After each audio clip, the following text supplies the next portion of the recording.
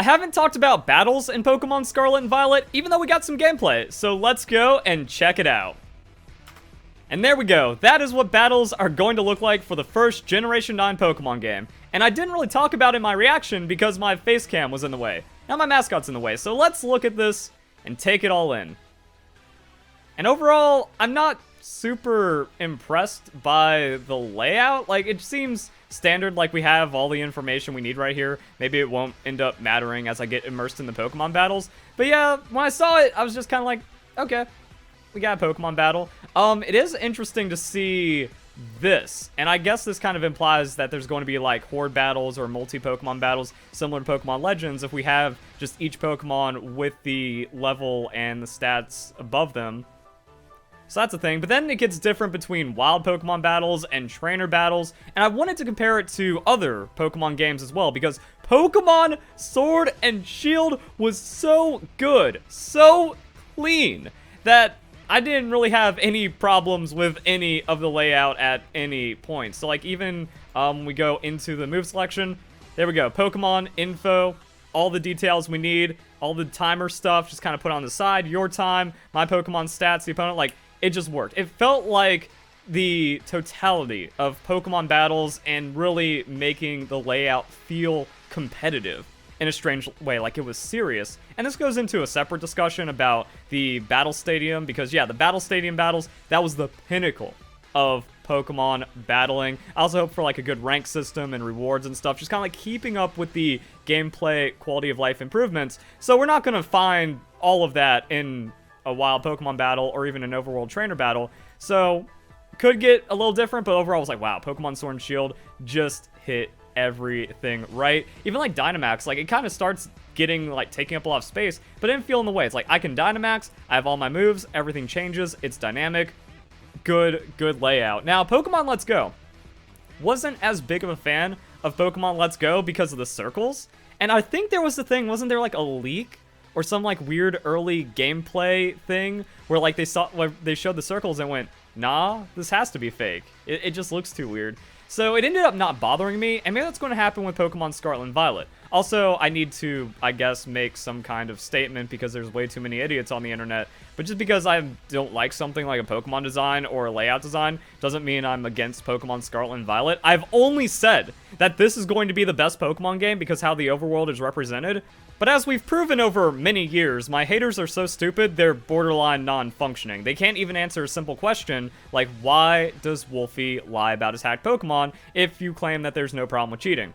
But yeah, like I said, this ended up not really getting too much in the way, and there's still some really good aspects. Like, I like the match time and the move time up here. That was really nice. Selecting the moves, also pretty good. So the move selection, like we saw with Pokemon Sword and Shield, can also just elevate it. This, yeah, like we get to see a lot of the battle scene, we get to see what's going on. I think that's pretty, it ended up being pretty good, even though the circles were kind of awkward. And it's hard to compare to anything before that because of the second screen. Like, you just put all of your moves and fight and Pokemon and status stuff down there. And man, who remembers this? Also, the X and Y days were hilarious because Pokemon hatched, 0, game time, almost non-existent. Oh, full team of shiny Pokemon?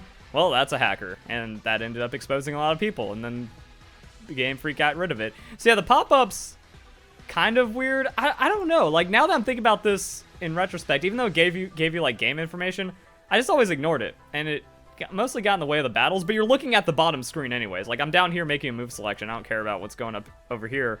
So, yeah, the evolution of how the Pokemon battle scenes breakdown is interesting, but Pokemon Sword and Shield is goated. Actually, after thinking about Pokemon Sun and Moon battles a bit more, it's interesting to think about technology as well, because the 3DS was a smaller screen, so everything had to be larger, more blown up. When you look at Pokemon Sword and Shield, everything is so small, but you can get away with it because you're either playing on TV or the higher definition on the Nintendo Switch. So you can see everything, and that kind of gives more room to play with.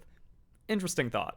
Now we look at the rest of the battle, the camera movement and all that stuff. I feel like it's trying to get too close to Pokemon Legends, which just was not interesting for Pokemon, like Pokemon encounters anyways. Even like the moving around, I don't know why anyone cares for it because it doesn't really provide anything. So yeah, like, yeah, something about the camera, something about how, I think it's trying too hard is the problem. They're not trying to just make it about, hey, just chill and enjoy the Pokemon battle. But maybe I'll get immersed, it won't matter. The sequence itself, this seems about right. And I guess because it was like a wild encounter, and it seems to be like an interesting wild encounter where the Pokemon just waddles up to us and starts the battle, maybe that's why it's kind of closed in. And that's where, like, there's kind of a mystery here as to what's going on here. Like, the trainer battles are more spaced out, so it seems like when you get into some kind of sequenced fight, yeah, there's actually going to be something, even though you got two small little things right in here.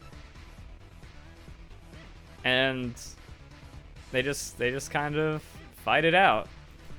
Now, this could be cinematic as well, but overall, yeah, it seems like they're trying to get a really closed-in camera angle for the Pokemon, even, like, for trainer battles versus Wild. And it kind of feels like Pokemon Let's Go, but in Pokemon Let's Go, it didn't really... Like, this just seems like we're doing a 2D Pokemon battle from the early days in 3D, and they squeezed in the trainer because that's what happened in the 3DS era. Alright, like, that looks good. But then we compare it over here... I think they're trying to get too cute with the angles. Instead of just making it feel traditional, they're trying to go with like a more dynamic camera or try to like make it to where more things fit in to feel like Pokemon Legends, and that ain't really working. Like, does the trainer even need to be here? The trainer's that small and zoomed out, and do we even need like to be in this kind of sequence if everything is just so small? Now, people have one like Pokemon scaling, so it makes sense if like there's other things, but yeah, like, what's going on in this battle? However, when you look at this, maybe it is going to be like Pokemon Legends to where you run around stuff. But again, I found that completely useless and didn't really matter as a feature at all. So yeah, when you go and watch it play out, it's Pokemon battle doing Pokemon battle things. Maybe the move wind-up, like that kind of catches a little different, but... Now, the camera rotation, I'm wondering if they're trying to do this as a subtle thing, like, oh yeah, you can always just have camera movement. Alright, that's cool, and then we get into the multiplayer things, but that's another video. But I'm not done with this video, because I want to compare the battles that we've seen to how they were shown in other trailers. Alright, so this is the first Pokemon Sword and Shield trailer, Wild Pokemon Encounter, we see how all that plays out, and then throw in our Pokemon, and it seems... the same, but also something just slightly different.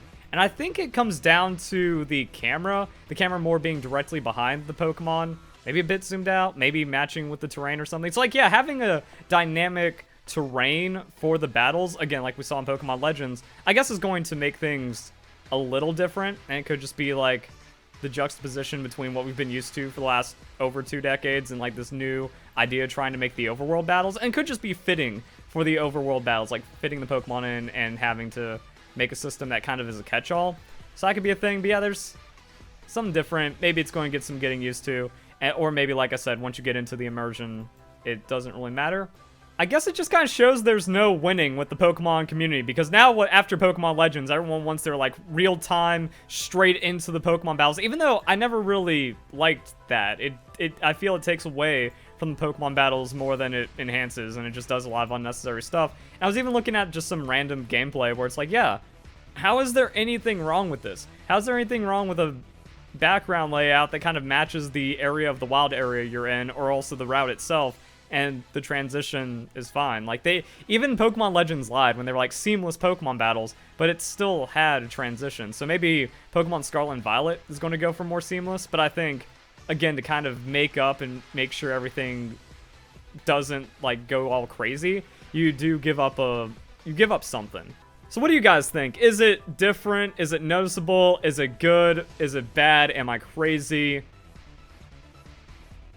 I don't know. I think, again, we're going to have to get our hands on it, but it's not like when you're watching the other trailers. Because, like, when I was watching other Pokemon trailers, none of it really stood out as unusual. But I think after, like, breaking down, it's like, ah, yeah, having it be adaptive to exactly where you are in the world, it has some effects. Maybe we'll get used to it. Maybe it's not the way for Pokemon. Maybe it doesn't matter because 99% of my time is going to be in the battle stadium anyways. So if you guys enjoy the video, hope you have a nice day. Thank you very much for watching.